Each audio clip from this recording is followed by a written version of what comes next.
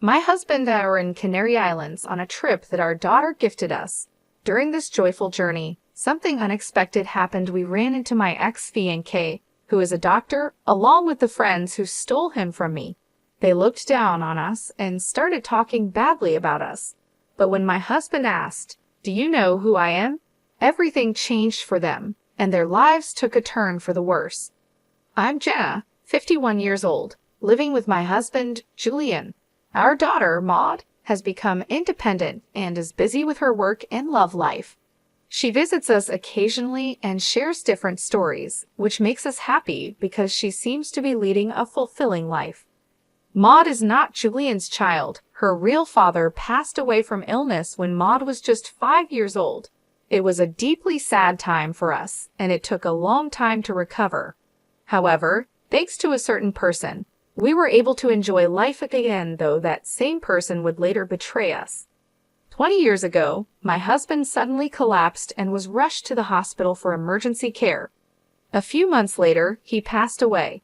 At first, I couldn't accept this reality and spent my days in deep sadness, barely able to take care of Maud. Working was out of the question.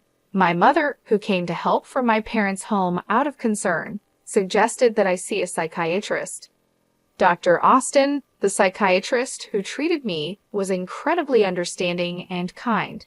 He and his father ran the clinic together, treating many patients as a two-person team.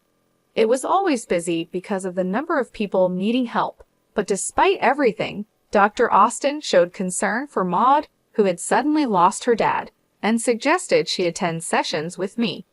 I was so caught up in my own problems that I didn't realize Maud was also hurting. I blamed myself, thinking I was a failure as a mom and wondering if things would be better if I weren't around. It's easy to lose sight of everything when you suddenly lose a partner you've been with for years. Dr. Austin never dismissed my feelings. He gave me medication and also provided emotional support. He told me, "Please come in right away if anything happens. If it's hard to come to the clinic, please call this number." He handed me a business card with his phone number on it. At first, I thought it might be a bother to call him, but I also knew I might need it in desperate times. Once, when I was feeling so low that I considered leaving this world and leaving Maud behind, I called Dr. Austin for help. He listened to my tearful words without interrupting, offering advice and encouragement that greatly relieved me. Just as I was about to hang up, he said, "If it's okay with you, I can give you my ID so you can send me messages." We started exchanging messages, and thanks to that, I gradually began to feel better. The days when I didn't think about my late husband became more frequent, and I eventually recovered enough to return to work. I sent Dr. Austin a message of gratitude, thanking him for everything. Then, to my surprise, he replied, "Jenna, if it's all right with you, I'd like to be there for you in your personal life too." I was shocked. I never imagined Dr. Austin had feelings for me. He said, "I understand you're a widow and heartbroken, but to be honest, I fell in love with you at first sight. I really like you and would never leave you. Would you consider being in a relationship with me?" His sudden confession took me by surprise. I wasn't aware of his feelings and couldn't believe he would want to pursue a relationship with a patient. Dr. Austin is handsome and well off, so I couldn't understand why he would be interested in a single mother like me. I shared my honest thoughts with him, but he assured me, "You're the only one for me. I can't even think about other women." Hearing this, and considering how much he had supported Maud and me, I decided to start dating him. In hindsight, it was risky for a doctor to pursue a relationship with a patient, especially someone like me, living far from the world of luxury. But despite these concerns, we continued our relationship for about a year. "I want to support Jenna and Maud for life," Austin said when he proposed. After discussing it thoroughly with Maud, we happily got engaged. Austin was very affectionate toward Maud, and they even went to the park together on weekends. One day, at the park, I met Kate again. Her mom, Sydney, and Austin were chatting the whole time. Austin was also great at getting along with the other moms, which made me trust him completely. Even though we weren't married yet, he was already involved with the mom friends, and I thanked him for that. Austin just laughed and said, "That's normal. Once we're married, it's the natural thing to do." I thought Austin was truly wonderful. Then one day, in the middle of our happy life, Kate said something that caught me off guard. She told me that Austin was going to be her dad soon, just like he was going to be Maud's dad. I was stunned for a moment, but brushed it off, thinking it was just a child's imagination. Austin was great with kids, and I figured Kate just liked him and was pretending. So I didn't think much of it. But that night, everything changed. Austin told me, "I'm sorry, but let's forget about the marriage." I was confused and immediately asked him why. He confessed, "Actually, I've fallen for someone else." Maud's words flashed through my mind, and I asked, "Don't tell me it's Sydney, Kate's mom." Austin froze, his face turning pale. Seeing his reaction, I realized he had planned to break up with me without mentioning Sydney. It shocked me that he would go after a married woman, especially the mother of Maud's friend. I felt betrayed and pleaded with Austin, trying to hold back my tears. But he cut me off, shouting, "Shut up." I was stunned by his sudden change. Luckily, Maud was staying at my parents' house at the time. Austin then added, "Sydney is more beautiful than you, and we're more physically compatible. Besides, you've been rejecting me lately because of Maud." I couldn't believe he chose Sydney for such shallow reasons. Whether Austin initiated it or Sydney did, it didn't matter, they both had crossed a line. As I tried to process everything, Austin made a cruel remark, saying he was drawn to the idea of being with a grieving widow. "I liked the way you looked, even though your clothes and hair were a bit shabby. But it was your appearance as a widow that really attracted me. I wanted to control you." It was awful to realize that he never loved me for who I was. He continued, "I kept treating you because I didn't want another doctor to take you away. It was a mistake that you recovered so well. Maybe it's thanks to my skills as a doctor.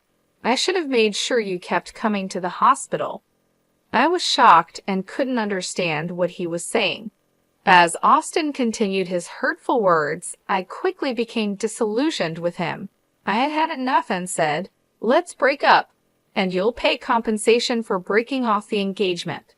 Austin looked surprised for a moment, but seemed eager to be with Sydney. "I'm a doctor, and money is no problem for me. Here, take it. With your poor appearance, you should go to a beauty salon. But since you'll be a single mother now, maybe not." And so, my relationship with the despicable Austin ended. I also demanded compensation from Sydney. She said, "Since you're a single mother, you'll need money. Fine, I'll donate this to you. In return, I'll take Austin without any hesitation. Bye, greedy poor person." I was never particularly close to Sydney, but I never imagined her character could be this bad. At this point, it seemed those two were a perfect match for each other. In fact, I even thought it was probably for the best that Sydney took Austin away. Later, I found out that Sydney got divorced, and within 3 months, both she and Austin had left town. However, since Austin's father's clinic was in the area, they likely hadn't moved far away. By the way, Kate, who was excited about Austin becoming her dad, ended up under the custody of Sydney's husband. Apparently, it was too difficult for Sydney's husband to raise Kate alone, so he also moved back to his parents' home. This news made Maud burst into tears. "I didn't want Austin to leave," she cried. More than being upset about Sydney taking Austin away, I was heartbroken to see Maud cry. I had never wished for someone's misfortune before, but after everything that happened, I sincerely hoped those two would be unhappy. Now, at 51, I'm very happy. I thought I was done with men, but then I met someone by chance and remarried. He's nothing like the despicable Austin, a truly wonderful man who cares deeply for both Maud and me. His name is Julian, and he's 55 years old. Although he's usually busy with work, he frequently makes time for our family. Now that Maud is independent and it's just the two of us, we're living like newlyweds. Then one day, he handed me something and said, Here, take this and go enjoy Canary Islands. I received tickets to Canary Islands from Maud, who had gotten a bonus at work. She even booked the hotel for us. Oh no, that's too much, I said, feeling overwhelmed. It was our first overseas trip. Aren't you coming with us, Maud? I asked. It's a token of my appreciation for all you've done, so go enjoy it together, she replied. We accepted Maud's kind offer and decided to go on the trip to Canary Islands. It was our first overseas trip as a couple, and it was incredibly fun. After a long day of sightseeing, we headed back to our hotel. Suddenly, I heard a voice. Huh, is that Jenna? I turned towards the voice and, to my surprise, saw Austin and Sydney, the ones who had betrayed me at the same hotel we were staying in. Who's that? Austin asked, pointing at Julian. He's my husband, I replied. Both of them started laughing. You remarried, but your new man looks, I don't know, kind of poor, they said, suddenly insulting Julian. It's true that Julian isn't fussy about his appearance and rarely wears brand-name clothes. Excuse me, but what brand is that outfit? Austin asked in a clearly condescending tone. When Julian mentioned the name of a clothing chain store, the two of them burst into laughter. What? You shop there? You're poorer than I thought. Unbelievable. Isn't that the store where only really broke people shop? They mocked a person they had just met, and was so shocked that I couldn't speak. You seem to be struggling with money, yet you're on a trip to Canary Islands. Are you sure it's okay? Austin questioned. Julian responded calmly. Actually, it's a gift from our daughter, which we're very grateful for. Julian's smile and composure showed a mature response. Daughter? You mean Maud? She's already an adult, but it's pathetic to beg your own child for a trip to Canary Islands. If you're going to beg, ask for clothes, not a trip, they continued mocking. Exactly, Jenna. Still living a poor life even after getting married. Isn't that crazy? Their rudeness was too much, and I was furious, ready to respond. But before I could say anything, Julian spoke up. Excuse me, but Jenna is not poor. While it's questionable to berate a stranger, I cannot tolerate insults toward Jenna. Julian stood up for me. Ha! What are you trying to prove, poor man? Do you even know who I am? I'm a doctor, Austin boasted while laughing. Really? You're a doctor? Julian calmly asked. Yes, I am the only son of a clinic owner, and I'll be taking over as the head doctor soon. Impressive, right? Austin continued arrogantly. Doctors are rich and can choose any woman they want. You poor people are in a different league, you just look poor. I couldn't bear to listen to Austin's words anymore, and meanwhile, Sydney stood there with a nasty smirk on her face. You keep calling me poor, but do you even know who I am? Julian asked, clearly frustrated. Austin, thinking he had the upper hand, dismissed him as just some poor guy. In the short time we had been talking, Austin had used the word poor so much that it seemed like his favorite insult. It was obvious that he looked down on others. But then Julian said something that completely changed the smug attitudes of both Austin and Sydney. Actually, I think I'm quite well off, Julian began. I run a pharmaceutical company. What? Austin exclaimed, clearly shocked. Yes, Julian had inherited a major pharmaceutical company from his father. In fact, he even supplied the hospital where Austin worked. The realization hit Austin hard. He finally understood who Julian was. No way. You're the president of the company we rely on. Seeing Austin's shocked expression, Sydney started to panic. Julian remained calm and polite, saying, Thank you for using our services, with such elegance that I found myself falling for him all over again. Sydney, desperate to regain control, snapped, So what if you're a pharmaceutical company president? If the doctors decide not to use your drugs, it's over, right? Austin, stop dealing with this guy's company. But Julian wasn't fazed. That's not possible, he replied. The decision is made by the head doctor and the pharmacists. It's not something I can interfere with. Austin's face turned pale as he realized the gravity of the situation. Sydney, too, went pale as the reality of what they had done sank in. Did we just make a huge mistake? She asked, and Austin could only nod in response. Julian continued, I've had a long relationship with your father. We've played golf together and shared meals. Our relationship has grown from just a business one to a friendship. Hearing this, Austin deeply bowed and apologized. I'm so sorry. I'll speak to my father, the head doctor, about this. Meanwhile, Sydney stood there in a daze, and Austin looked utterly defeated. That's not going to work, Julian said calmly. The moment you insulted Jenna, I started recording everything. He had sensed the hostility in the air and had begun recording the conversation on his phone right away. I really am sorry. Austin stammered, I shouldn't have called you poor. He was apologizing profusely now. Julian approached him, his voice firm. Jenna has told me before that her ex-fiancé was a jerk the worst kind.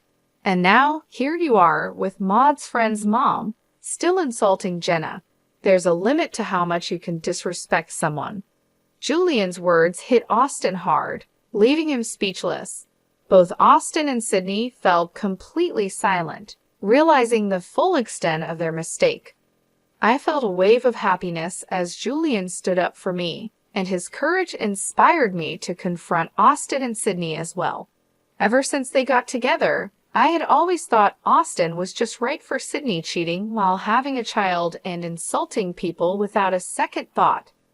You two are perfect for each other with your terrible characters, I said, my voice steady. So thank you, Sydney, for taking such a lousy man off my hands. The two of them probably never expected me to speak up like that. I continued, and what kind of nerve do you have, insulting someone you've just met, especially on a vacation? My husband, no less, calling him poor and whatnot. How old are you both? Is your mind all right? To anyone watching, you two seem like the crazy ones. At my words, I saw a hint of realization cross their faces. No, we were just drunk, Sydney stammered. And seeing you after so long, looking so happy, she trailed off, trying to excuse their behavior. Such an excuse is unacceptable, I replied firmly. So being drunk excuses anything. And what does it matter if I looked happy? It's sad that you can't be happy for someone else's happiness. Julian addressed them calmly but firmly. We might never meet again, but don't ever say such terrible things again. With those parting words, we walked away, leaving them standing there, still trying to apologize. As we left, I could hear them saying, I'm really sorry, over and over. Julian, still angry, decided to send the recording he had made to Austin's father. Not long after, Austin's dad called. After Julian explained the situation, it was clear that Austin's father was furious. Having met him a few times, I knew he was a strict man, and this news would not sit well with him. I could easily imagine Austin facing the wrath of his father. After their conversation, Austin's dad called us to apologize and said he would deal with Austin. Then he hung up. For Austin and Sydney, it must have been the worst Canary Islands trip ever. If they hadn't confronted us that day, we could have been enjoying ourselves at the hotel instead. A few days later, something unexpected happened. Austin's dad, along with Austin and Sydney, showed up at our house. Sydney was wearing light makeup, and both of them had noticeably red faces, clearly embarrassed. We are truly sorry for what we did. They apologized sincerely. Acknowledging that they had wronged us, they offered a substantial amount of money as compensation. At first, we refused, but they insisted, so we accepted it. After that, the three of them left. Later, Austin's dad told Julian that Austin and Sydney had gotten divorced. It turned out that Austin's father had pressured them into it. He had never approved of their marriage from the start. Moreover, Austin was supposed to take over the family clinic, but that plan was now off, and he even faced a salary cut. As for Sydney, I didn't know what became of her afterward, but I recently heard a rumor that she was spotted working in a mature women's delivery service. looking quite haggard and struggling. Who could have imagined such an ending for someone who abandoned her child and stole her classmate's mom's fiancé? But I thought it was their responsibility to deal with the consequences of their actions. As for us, we felt upset after that incident, but after a good night's sleep, we felt refreshed and enjoyed the rest of our Canary Islands trip. When we told Maud about our experience, she laughed and said, "That's a good example of the kind of adult not to become." Indeed, I thought it was for the best that we had split up with Austin, especially for Maud's sake. Now, we're planning our next family vacation, eagerly looking forward to our happy trip together.